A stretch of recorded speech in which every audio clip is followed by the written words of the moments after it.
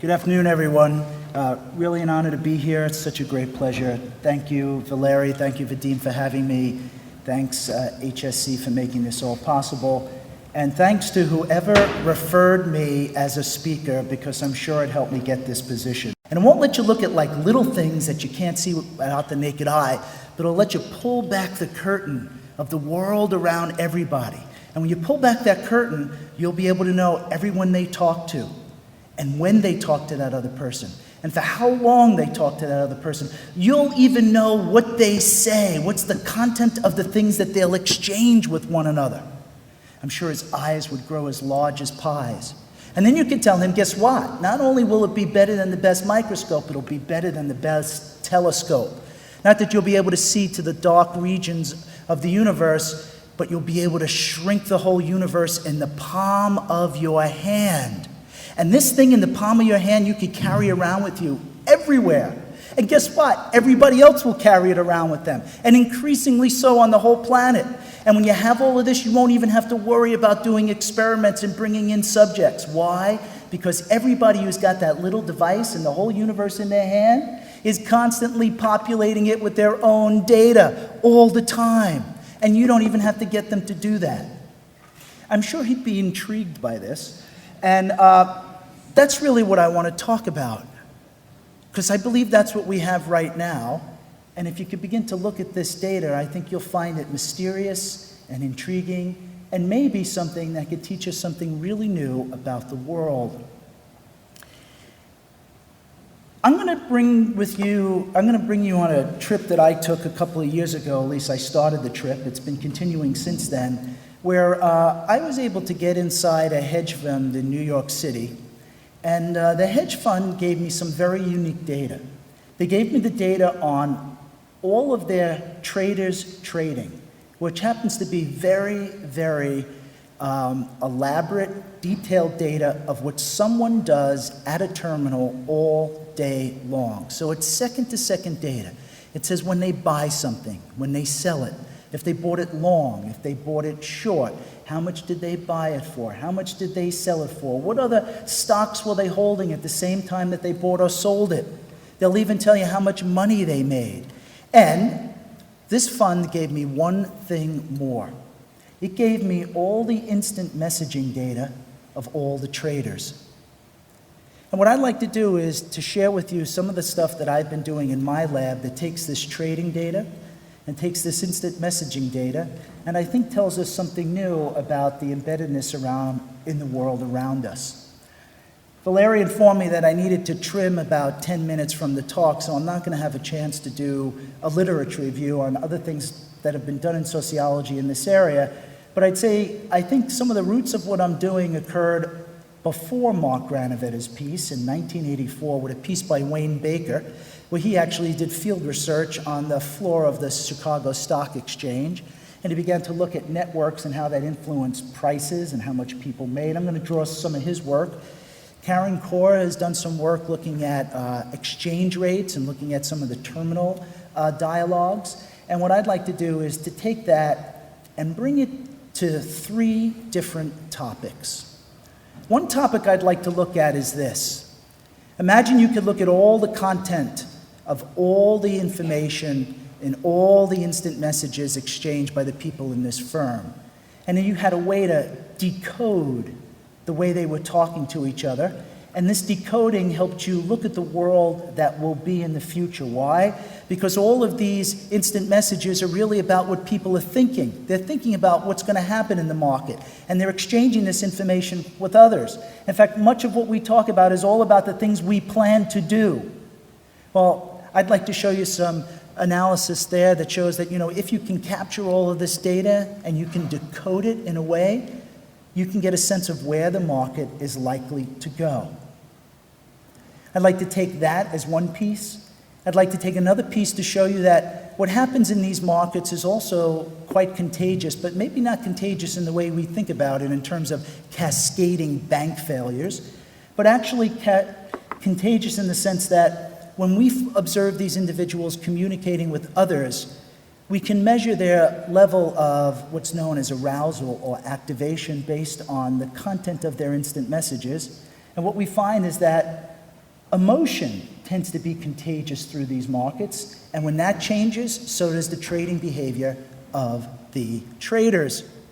Also in this embedded world, besides being able to decode what they're talking about, besides being able to look into their world and see their emotional state, which is a way of measuring how poised they are to do something, I'd like to talk about one other thing that's going to be called synchronicity, but I'll leave that part of the story for when I get to it.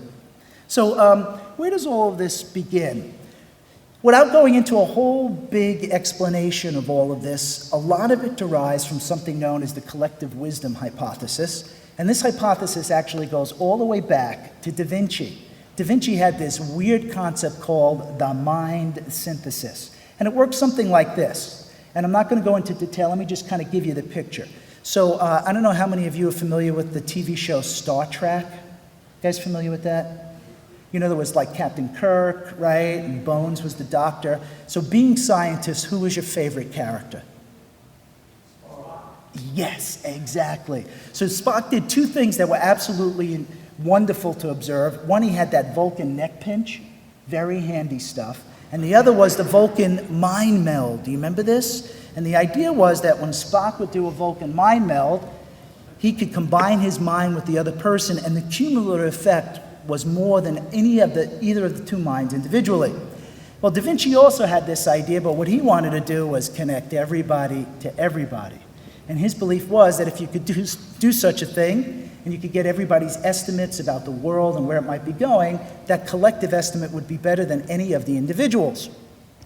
Well, along comes some Francis Galton in early 1900s. He actually does an experiment, and it's basically about a cow at an English fair, and the cow has been cut up, it's been quartered, and there's a prize for who could ever guess the weight of the quartered cow. Now, a lot of people come to this fair, some of whom would be experts in being able to make a guess. Maybe they worked with cows, or they worked on farms, or they were butchers.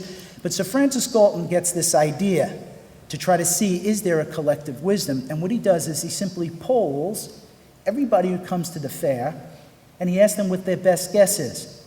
He takes the simple average, and what he finds out is that the simple average winds up being better than any single guess on its own, even the guesses of the experts. In fact, the weight of the quartered cow was 1,108 pounds, and excuse me, and the average guess was 1,107 pounds. You get real close. This has intrigued people for a long time, but it's been hard to actually operationalize. More recently in science, one of Roberto's colleagues, Sandy Pentland at the Media Lab at MIT, did an analysis looking at collective wisdom in an experiment and found that, in fact, collective wisdom in small groups does better than the best individual. And then there have been some other expositions of this in social science. My favorite is what is intelligence? Intelligence anticipates what average opinion expects average opinion to be. So I want to take this and go into the world of these traders. This is really my background theoretical view. If there's a way to operationalize this idea, maybe we'll be able to see if such a thing could be done with this embedded world. So here's what I'm going to do. I'm going to go into this trading house. This is basically what it looks like. Those people in rows are traders. They spend all day in front of a multitude of screens. The screens bombard them with a frenetic pace of information from all sorts of sources like Bloomberg and CNN and Thomson Reuters and Red Bull and a whole bunch of other stuff. And it's all quantitatively based data. Now, when they're looking at this quantitatively based data, they're all trying to figure out what it means. That's how the market works, because if you knew what it meant, as soon as the information came out, it would be priced into the market. So they start chatting, basically, with all the other people in their network. And this chat is basically them trying to disambiguate all of this information. The picture on the bottom left is basically a screen. If we were able to zoom in, what you'd find is that these traders continuously all day long are keeping conversations going with about 20 individuals, most of whom they're exchanging information about what they think the market is doing. What I'm going to look at here in this particular trading house is I'm going to look at 66 brokers. They're all day traders, so they get into a position and out all on the same day. They don't hold a position for a long time like Glenn's people do with Apple or any other company. I'm going to look at 1 million trades that they're going to make. I'm going to look at over 2 million instant messages that they send to one another. And I'm going to do it over the time period that also includes the Great Crash. And it's going to go from a bunch of different exchanges. Now, what you need to keep in mind is that if you start with 66 brokers, but you expand their network to everyone that they're talking to, you wind up having networks that are over 1,000 people. And these are networks that are continuously being monitored in terms of time, in terms of content, and in terms of how much they're used. So let me give you a quick overview of what this looks like. For those of you that have no idea what a trading house looks like, here's a schematic. Basically, you have traders sitting at a terminal.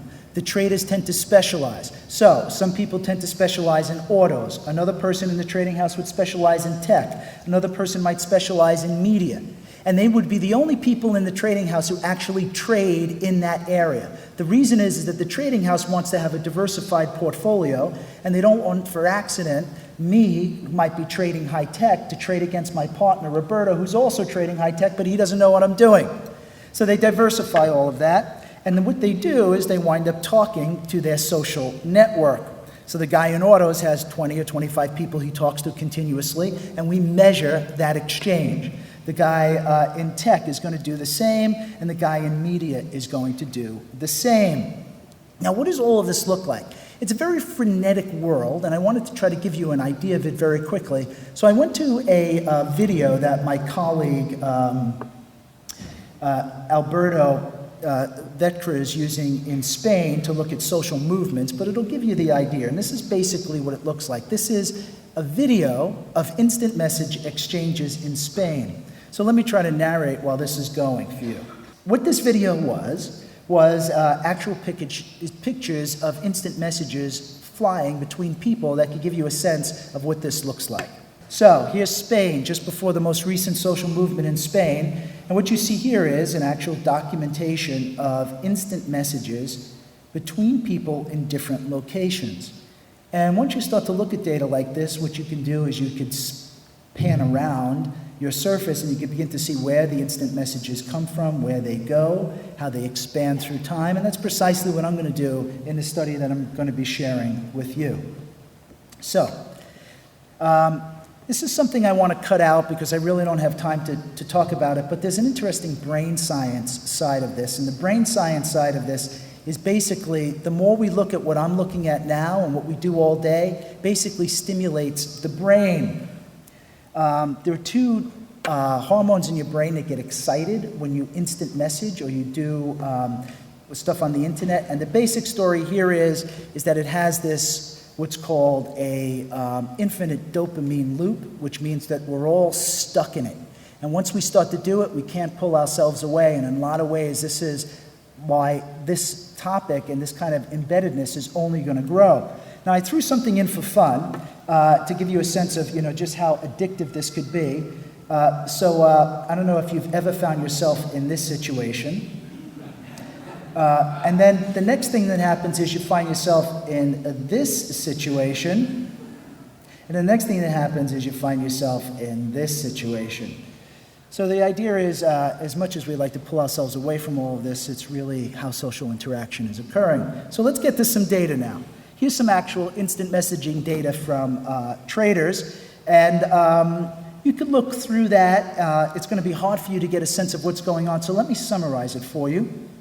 Basically, you got 5 types of messages that take place. You got stuff that's specific information about a stock and what a trader thinks it's likely to do, or was it downgraded by an analyst? In this case, Ray James is the analyst's name. It could be general information about the market. I think there's going to be another tidal wave that'll hit Japan before the reactor's fixed, and that's going to send oil prices bouncing. There's a lot of social information that they exchange with one another. And there's also imperatives where they try to tell each other what they think they should do. and then there's intent of what they think they're going to do. Now, if you would add all of this up and you would kind of put it in a pie chart, what you'd find is a lot of stuff is not specific intent. A lot of it is general knowledge. So although they tend to be exchanging information spontaneously with one another, which means it tends to be what they're truly thinking, they tend to exchange most of it about their impressions of the market. So everybody's trying to decode all of this at relatively the same time. This is the big background on what's going on. Now, here's something that begins to see the importance of some of this. What I've done here on this chart is I've laid out the hours of the day, and what you can see here is that the red line is the instant messaging volume or frequency, and the black line is the trading. And one of the big things that comes out here is that the instant messaging tends to precede the trading, which means that they're doing it to gather the information they need to begin to make sense of the market. Now, how do we go about decoding this? Some of the stuff that I'm going to talk about is methodologically oriented because we weren't able to do this without actually coming up with some new stuff. So let me kind of give you the intuition and then show you the findings. So how do we decode? I said that we looked at over 2 million instant messages. But guess what? If you look at 2 million instant messages, you find out that the traders only use 10,000 different words, of which, by the way, about 150 are just Russian words, because a lot of the traders are Russian. So here's the thing. You start out with 10,000 words and about 3 million instant messages, and then what you want to do is you want to sort those words. You want to get words that have meaning. Now, in any vocabulary, there's 4 different types of words. There's words that are just used to put sentences together. They mean nothing on their own. Then there are positive words for sentiments, I like something, negative words, I don't like something, and content words, which describe an underlying concept. If you go through this analysis, what you'd find is of those 10,000 words, only 500 of them are actually content words. They're words like S&P, Federal Reserve, Google, so on and so forth. So what we do is we extract those words, and we put them together in a network. We put them in a network because words that co-occur have a link between them. And you find 2 words that co-occur and 2 other words that co-occur, and then you have a path between them. And you got another words that co-occur, you got a path between them, and you could just create a great big network. And that's essentially what we do. And then after we put the whole network together through these co-citations, we then look to see, does the network tell us anything special about different types of words being related to each other, and do those types of words tell us where the market might be going? So we did this analysis, and what we found when we did that was that there were basically 2 bundles of words that matter. One bundle is here, and one bundle is here. That is, if you take all those 500 content words, surprisingly, about half of them all hang together. So when traders start to use one, they're using the other 250. And when they start to use one of the other words in the other cluster, they're using the other 250 words. There's a very deep pattern to their behavior. Now, let's get the findings. So here's what we did. We wanted to know, now that we've been able to pull out meaning from all of these words that no trader could have done on their own, does it tell us anything about where the market's going? Now, our supposition is that if they start to talk about one bundle of words, it's going to mean one thing about the market. And if they talk about another bundle of words, it's going to mean something different about the market. That's the whole purpose of having these 2 different vocabularies. Now, for day traders, the most important thing that they ever talk about all day long is something known as volatility. That is how much the market's moving, up and down, up and down. If there's a lot of volatility, it makes it harder to throw a dart, so to speak, at the price you want because it's likely to be moving around. Now, here's what happened. When we looked at this analysis, we found out that, in fact, these words do predict volatility, and each bundle predicts a different type of volatility.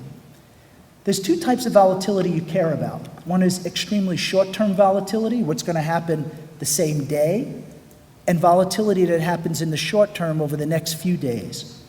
When we do this analysis, we find that one bundle correlates and is related to predictions of the same day, and the other one is related to predictions of the next, of future volatility. In fact, it looks like this.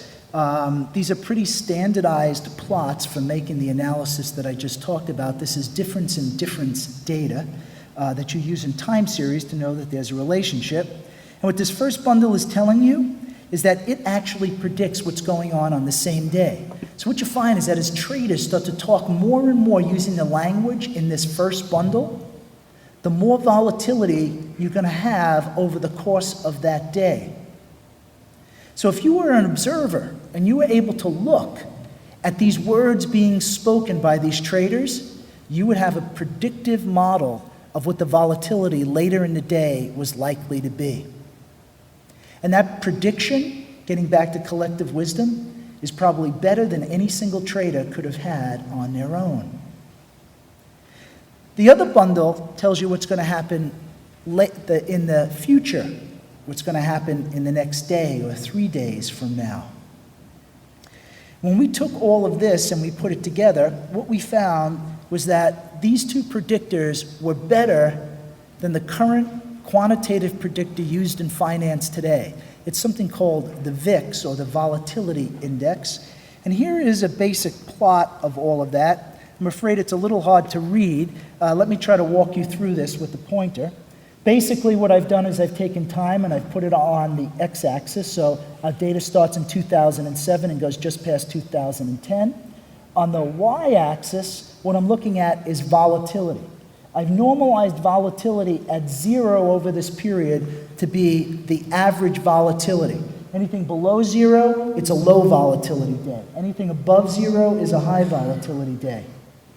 Now, what's our baseline? What do you want to compare this to? Well, this gold line is the VIX.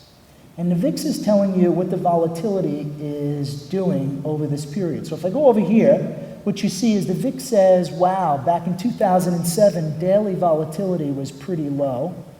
And then you get this huge spike. And the huge spike is actually the crash of 2008. However, if you look at the spike, the problem with it is that it doesn't predict the crash. It occurs after the crash. So it's not telling you anything that would have been of value. In fact, lots of lamenting about markets is that there's not a good early warning signal for what's happening when crashes come. And then you can see it drops over time. Here are our two bundles. And what's really interesting here is that the green bundle is what's telling you going on the same day. And this actually does 20% better in predicting the actual volatility than did the VIX. Here is next day volatility, or short-term future volatility, and what you see is that this started to really show that there was going to be a lot of volatility in the market. It actually was a precursor to what the crash was. So the collective wisdom here that's coming out of these traders is actually telling you quite a lot about where the market's going, and that comes from the content, it comes from the instant messages, it comes from their embeddedness with one another. If I go one slide more, we also took a look at how precise this was. And in the time I have, let me shortcut this slide just a bit and go to here.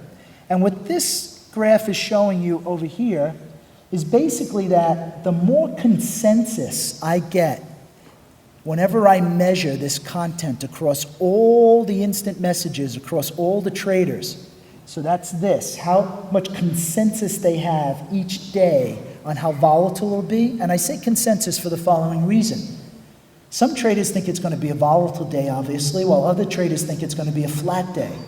So there could be some days where lots of them think it's going to be volatile and another half think it's going to be flat. There could be days where most of them think it's going to be volatile and most of them think it's going to be flat. When they're in a lot of agreement, that's their consensus.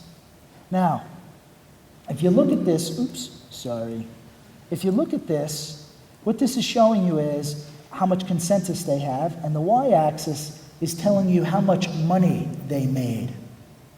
What you can see here is the greater the consensus of the traders with one another, so you get a collective prediction, the more money they make that day, which is some substantiation that what they're talking about is actually them trying to figure out what's going on in this marketplace. Let me talk about a couple of other things very quickly before I leave you with a message regarding all of this data. And that is, there's another part of what we're trying to study here, and you know, people often talk about one of the coolest things about networks is that every reaction in a network is really a chain reaction. That's what makes them so interesting, I think, to many of us. And filmmaker, my friend, Tiffany Slane, just produced a movie on this called Connected. It's online. I really encourage you to take a look at it. And this is one of her graphics. Now, what did we do to try to look at these chain reactions? We went back to a very old literature in psychology known as activation. In fact, it was created in the 1960s. And the basic idea that went on in this literature was the following. Psychologists believed that before human beings would act, they would enter a state of activation. It was a state of elevated emotional conductance, is what they called it. And the basic idea was that your body starts to signal that it's ready to do something when this emotional state rises. And they did some pretty interesting things. So basically what they did, and a lot of this comes back to Russell, is they got individuals like this woman. She was a test subject, and they would connect her to a whole bunch of machines that would measure her level of conductance, like how much perspiration was on her skin, how fast her heart was beating, were her eyes, pupils dilated. These other things that are these kind of like micro behaviors that illustrate our level of emotional activation. And they would have these subjects look at pictures like this. So like maybe a duck being followed by a bunch of little ducks, this cute little baby smiling, fuzzy bunny rabbit, and like weird stuff like this guy's face. I'm not quite sure why he was there. But once they would do that, they would measure how much conductance they'd have, and then they'd ask them to use words that expressed how they were feeling. And this created an activation dictionary. The idea being that whenever you use these words, your level of activation could be measured. So this is what we're doing now in one of our studies related to the traders. We're looking at their level of activation based on the language they use in their instant messages. Now, once you do this, you can do a lot of, I feel, exciting things. You could measure how excited a trader is and then look at that excitement along with how their trading changes. You could also look to see when they send messages that have activation in them, are the people they're sending messages to, in turn, beginning to send activation messages? So that you can have these cascades and this contagion through this network. Our preliminary results are telling us that, in fact, this kind of behavior is contagious. We find, I'm just going to skip this for a moment. This is just a test of the theory of contagion. Well, you know, look, the whole idea with this was kind of like independent data to show. I love the way everybody perks up when you show this. It's basically the idea that they took all these activation words and they measured Michael Jackson's songs. Turns out that his biggest hit songs have the most activation words in them, including Billie Jean. So, what do we find with our traders? We find that when we look at these messages, that changes in activation are precursors to changes in trading behavior. We also find that when they become more activated, trading actually slows. It doesn't become faster, it slows, which makes sense because many of the traders are trained that once they enter an emotional state, they're supposed to pull away from trades. This is just some data showing that. We also find that when they do this and they become more activated, their level of accuracy grows. So if you look at their biggest trades, that is the top 25 percentile, when they're in when their levels of activation are increasing, their trading in this area is also doing better, which is consistent with the idea that we're both cognitive and emotional in drawing on information and making intuitive leaps, and therefore as they become more emotional, they're actually doing better. The last thing I want to talk about is one of the first studies that we did in this area, And it has to do with something known as a moment of collective brilliance. And this is also something that comes out of the collective wisdom literature. And it basically works like this.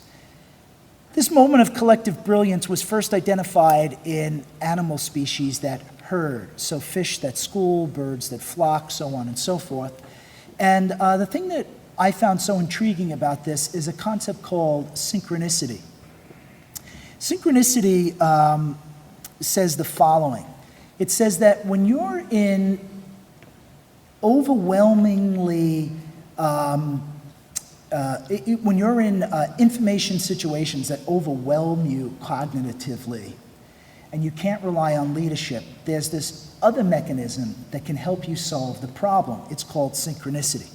And a way to understand this is to look at it in animal systems. So when fish school, and they school together so that they seem to be moving in a coordinated fashion, even though there is no conscious coordination, that's a moment of synchronization. When birds flock in the same manner, that's a moment of synchronization. When cicada bugs all clack in a chorus, that's a moment of synchronization. Now, these synchronized periods are associated with things these animals really want. They're associated with a decrease in predation. So when fish school, you're reaching the moment when it's least likely for any fish in the school to be a victim of predation. And it's also the time when they're able to mate most if you're looking at insect communities.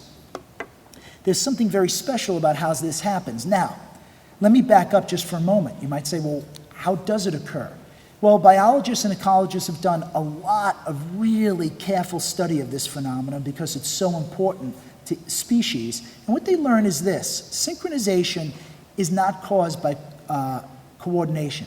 It's caused when you have each of the different animals in the herd or the school of the fish, each looking at the information problem from a slightly askew point of view.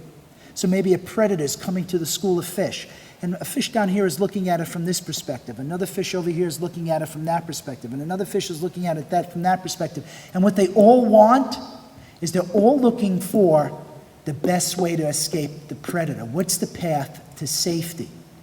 Now, synchronization occurs when these individual animals each make their own decision and choose the same path of escape. And the only way you know that it's the best path is because synchronization has happened. I want to talk about that happening in humans. Now, people have begun to already look at this on the level of the brain. Let me show you a graphic here. How many of you can see that graphic? Can you guys see that graphic there in the right-hand corner? I'm just curious, when you look at that graphic, what do you see? What does it look like to you?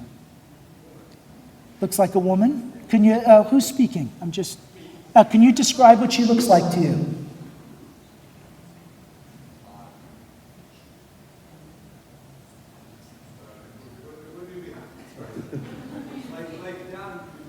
Like a young, beautiful woman. In fact, when most people look at this, it looks like a young, beautiful woman. Now, let me just do something. If I put eyeglasses on this person, what do you see now? She becomes converted. Yeah, she becomes converted into an old witch-like looking woman. It turns out that most people see just one image, but if you were to look at it long enough without me giving you a little cue with the glasses, you'd probably also be able to see the old woman's image as well. It turns out that this is one of the tests that neuroscientists do to know when your brain goes into synchronization. That is, you've got multiple neurons that aren't connected to each other, firing at the same time. And it turns out that that's when we get these intuition moments, these, streaks of insight. I want to look at synchronization among these traders to get a sense of, if they sync, do they also find the moment of brilliance? That is, when's the best time to trade in this market? And that's what I'd like to do now. Excuse me. Here we go. And the the way we did this was that there's a well-known methodology. It's called spike train analysis, and it comes from neurobiology. And it's basically how they look at your brain neurons spiking, and if the one neuron spikes, does another neuron spike at around the same time? If they do, they're connected. You get synchronicity when two unrelated neurons fire at the same time. That's a moment that we're all looking for. And what we did is we developed a methodology to do this with the traders. So we take our day, and we begin at 9:30, and we end at 4 o'clock. And then what we do is we get a trader, and we look at when the trader trades and doesn't trade. We get a second trader, we look at when that trader trades or doesn't trade. And when you do this and you line everybody up, you can see when they're trading at the same time. We take this idea, and what we do is we build the sophisticated null model of if you were able to take this structure and randomize it in a certain way so you'd know if these traders were trading just at random or if they were trading at a specific time for a specific reason, you could then know if they were in synchronicity with one another. And like the fish, the traders that I'm looking at now are not communicating with each other. They're communicating with people outside the firm in their network. Why are they doing that? Because trader number one might be trading autos and trader number two might be trading media. So there's no reason for them to communicate.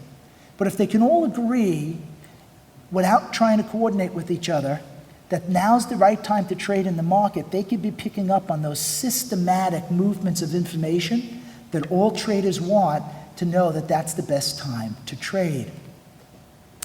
And what we did was we took a look at this and we built this model to see if synchronicity is related to the best times to trade. Now we measured the best times to trade as the days on which the traders made the most money. We correlated that with when they were in synchronicity with one another. And here's the basic plot of that. We did a logit analysis. The histograms that you're looking at are histograms of when they're in sync and when they're not in sync. And if you had a little more time to take a look at this, what you'd find is the following.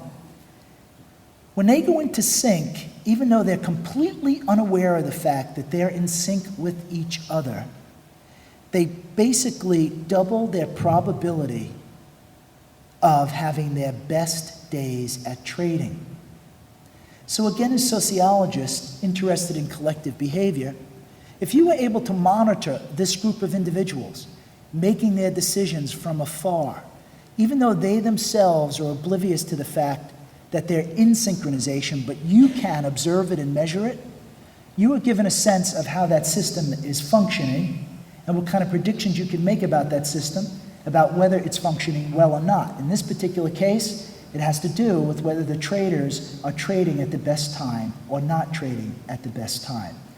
If you wanted to be more materialistic about it, if you were in a hedge fund right now and you had a floor of traders that was made up of everybody in this room, and I could create for you this system of synchronicity where I'm measuring it in real time, I could let you know, as the owner of that firm, when you should put more money behind your traders because they're trading in that time period when they're likely to make the biggest returns off the same amount of money.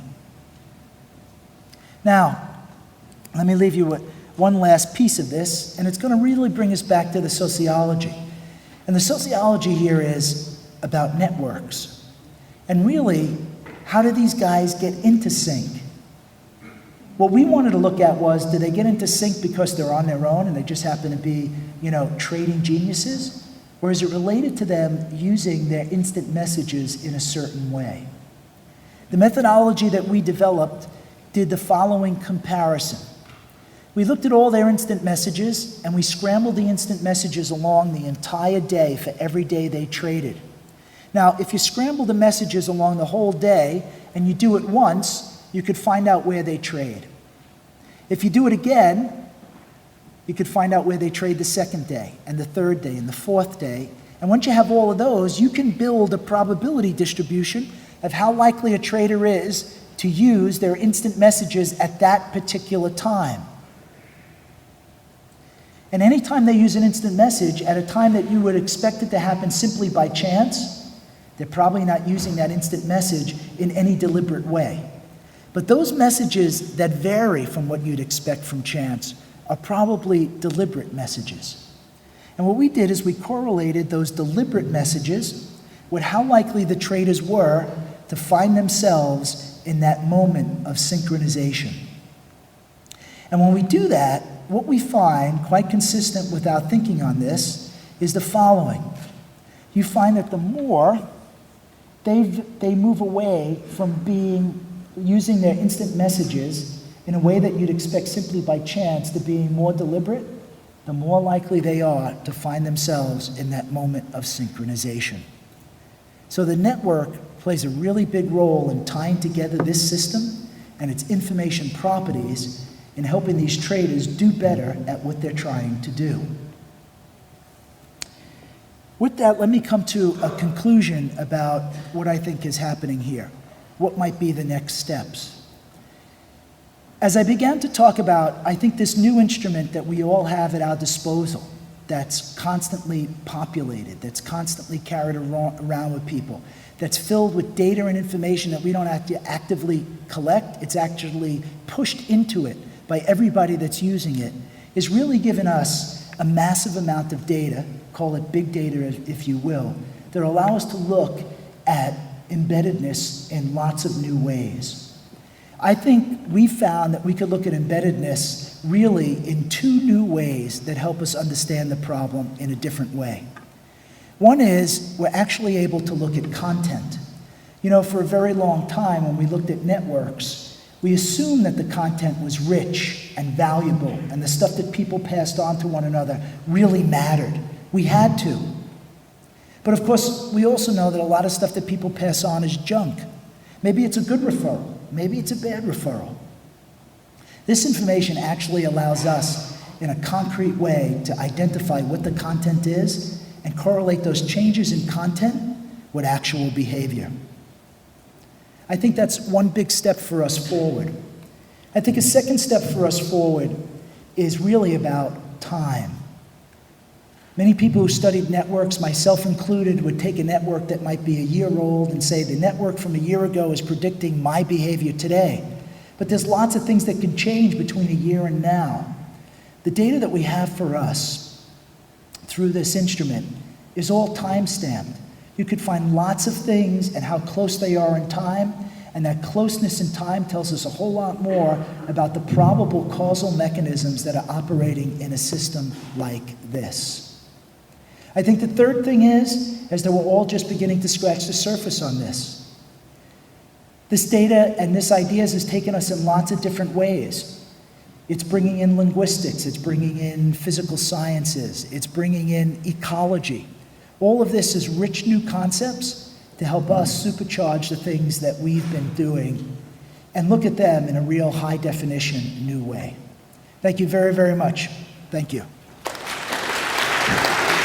Thank you for a brilliant paper. I have some questions of understanding simply. One is you look at traders chatting with each other, but there are also messages on screen that they can read, including interpretation of what is going on. There should be bulletin boards on screen, there should be information inputted by Bloomberg and others. Yes, that's that right. instantly interprets what's going on in the market, and did you take these messages also into account?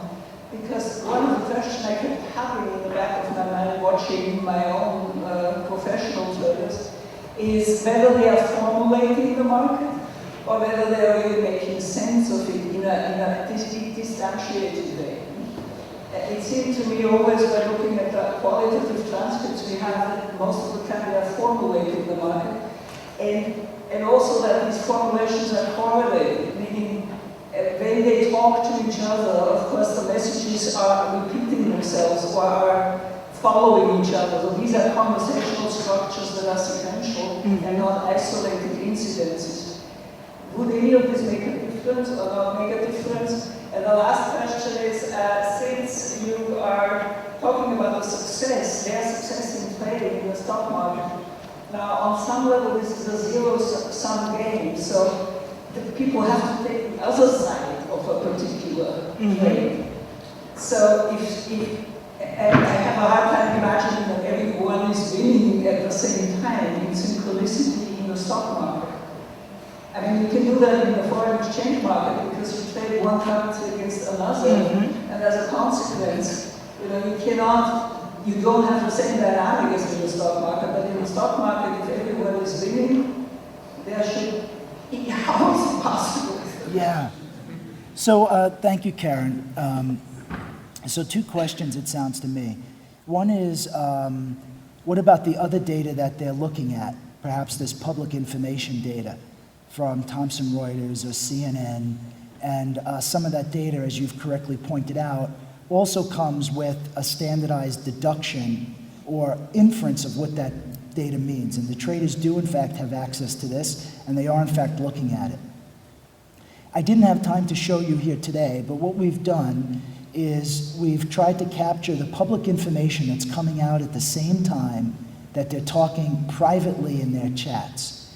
And we've coded the public information on 2 dimensions. What's the content of it, and what's the sentiment of it, to try to understand what is the correspondence between the public information and the private information that's going on in their chats. Everything that I showed you here was us controlling for what was going on in the public markets. And it was our experience when we worked with this firm, we're working with 2 others now, they're much bigger ones, is that the traders know that when they look at the public information, everybody else is probably seeing the same thing. And when they get those standardized inferences of what the public information means, they also know that people have that information. So they always feel like they're in a race with every other trader to figure out before anybody else what all this information means in the public domain. And that's really when they start to rely on their network to figure that out. So there is a correspondence between the 2, and I think that the private chats, what's going on in their network, is really their opportunity to distinguish themselves. They want to move quick enough to make the biggest trade possible before the market moves, but they don't want to wait too long because then everything gets priced into the market with everybody else, and they don't make a lot of money and they don't lose a lot of money. So they're always in this race. Regarding, who's winning and who's losing, what I showed you is when the traders had their best day. But not everybody has the best day on the same day. There are traders in this firm, for instance, who went into sync and traded very successfully. And there are other traders who failed to go into sync that same day and traded badly. Now, why is that? Well, we haven't been able to get to the root cause of it, but our belief is it has to do with their own network. Each one of these traders, in a lot of ways, is an extension of their own network, because that's kind of the Da Vinci mind synthesis that we've been trying to get at. And some of them have better networks than others. And those that have the better networks, that do better disambiguation, wind up meaning that they wind up trading better on days than others do. And I think this is fundamentally what accounts for the winners and losers within the market. Just out of curiosity, could you talk a bit about why the hedge fund gave data to you? I mean, were they looking for new trading strategies? And is it also what you could provide to them, new trading strategies? And if so, did they use them? And I guess the more theoretical question is, how does this relate to the efficient market hypothesis? So could you see this as information that is not, like especially the predictive model findings, as new information that is not incorporated into stock prices yet? Mm-hmm. And if they would use these predictive models in their trading, would you still find the same findings if you would do the study now? Okay, so a lot of really good questions in there. Let me start with the easy one. How did I get the trading house to work with me? I had given a presentation at a large bank in which one of the people in the audience knew the head of this hedge fund, and he got very excited about talking about complexity theory and all of these ideas. He introduced me to the head of the hedge fund. Hedge fund said, this could be really valuable to us to help us with our own trading strategies. come in and do the analysis. So we in fact did the analysis, and we got as far as creating a system for them to do the implementation. And then they decided they didn't want to put the money behind it, so it's on hold for now. So I don't know how it's working for them. But I can tell you in the time that that happened to now, 2 new hedge funds have approached us, very, very large ones. They're $5 billion a year in trading. And they're interested in this. And the reason they're interested in it is not efficient market hypotheses and these other things that we get excited about. It's really when you talk to people in finance, they have a deep understanding that for decades, they have squeezed every little bit of knowledge you can out of numeric data. And they see all this textual data as a great new way to get an edge in the market, because the textual data is really that people talking about what the numeric data means. And if you could understand that, you could understand what they're likely to do. And then you're back to Keynes. And Keynes says intelligence is knowing what the average person is going to do. And that's what I think has stimulated all of this. Will it change the efficient market hypothesis? I don't know. But I can say that it's probably consistent with the way some financial economists think about the world today. You know, there's efficient market hypothesis, and then there's the differences model, which says that what I try to do is I don't believe I'm smarter than everybody else, but I believe other people are as smart as me, and if I can connect with them, they can improve my predictions. And I think that's what these traders are doing on the ground, and that's why they spend so much time on the instant messages all day long. Please, Mateus. Yeah, thank you very much for the presentation. I want to follow up on the point of Professor Constantino and ask maybe about the indigeneity problem that is possibly inherent in your data, where the volatility that you are observing is actually caused by what you're observing in the IM networks. Because I mean, you only have 66 traders, but if we assume that the same mechanism is operating in a large enough chunk of the market at the same time, then volatility is just possibly the outcome of a crowd that gets very excited. Mm-hmm. And I didn't find your talk reflect very much on this problem. So also a very good methodological issue. You're kind of saying that what I'm picking up on is a self-fulfilling prophecy. So these traders believe that volatility is going to go up in the next couple of days, and then they behave in a way that creates more volatility. So let me just say that I have not found a way to control for that, and I don't know who has. And that could be true even if we weren't measuring this. If you believe that, then you believe the market's working like this anyway. And therefore the market's not an instrument of anything other than self-fulfilling prophecies. Now, what I will say that I think is interesting is, you know, we're looking at 66 traders and their network, which gets us to a little over 1,000 people. Now, if those 1,000 people believe the market's going to do something, that 1,000 people are obviously not enough to move it. So you'd also have to believe that, unlike the way Roberto started off by saying that the world is clumpy and people have these clumpy networks, that this is one huge network and all the traders are somehow related to each other and they're all thinking the same thing that gets the endogeneity. It's possible, I just don't know if that's what's going on. But isn't that what you're assuming what they're doing? They're trying to anticipate what the others will anticipate, what the others will, like they're trying to get into this mindset. Mm-hmm.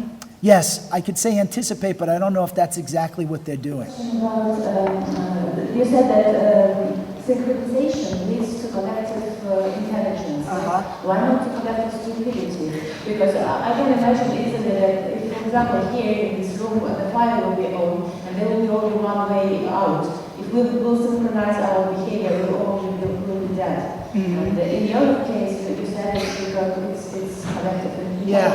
And in my opinion, the solution is that brokers, it's a self-fulfilling prophecy which you mentioned, because they create the market themselves by their behavior. Here we will not be able to create a fire by our behavior. And if it is the case, then it's probably the self-fulfilling prophecy is more. Yeah. So, in my mind, I make a distinction between synchronicity and herding behavior. So, most of the studies that have looked at evacuations where people all go to the same exit or they all try to find the same way out, it's typically because people herd. They see other people doing it before them and then they follow suit. So my behavior becomes contingent on what I see other people doing. And that can, in fact, bring us down lots of blind alleys. Synchronicity is not me herding with you. It's me making an independent decision, and you make your independent decision. And it looks like we're coordinated, but we're not. Now, if that were true in a burning building and we were in different places and we actually did that, then conceptually we would run to different exits.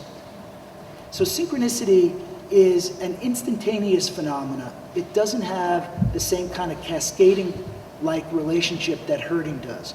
And that would be one way to begin to distinguish this. Now, with all of that said, do I think that synchronicity, is always the bright line path? I don't know that. I think, in fact, it can bring us down a path of mod madness, but maybe that's one of the most interesting research questions we have in front of us. When does one lead to one, and when does one lead to another? Very good. Is it possible to get your firms to agree to the following experiment? Okay? Ready? Have one group of traders take away their item, and another group of traders go ahead and continue to pay in. And then let's see if you get a different result in exactly the way that you're talking. I'm not sure I totally agree with your depiction of synchronicity in nature as being independent decisions. Like you describe the shoal of fish, each fish making an individual decision, what's the best way to get away from the predator. And in reality, the fish right in the front may do that, but all the other fish behind, they're taking their cues from the behaviour of the fish in front. And beside this, they're not independent decisions. They are related decisions. There's communication in some way.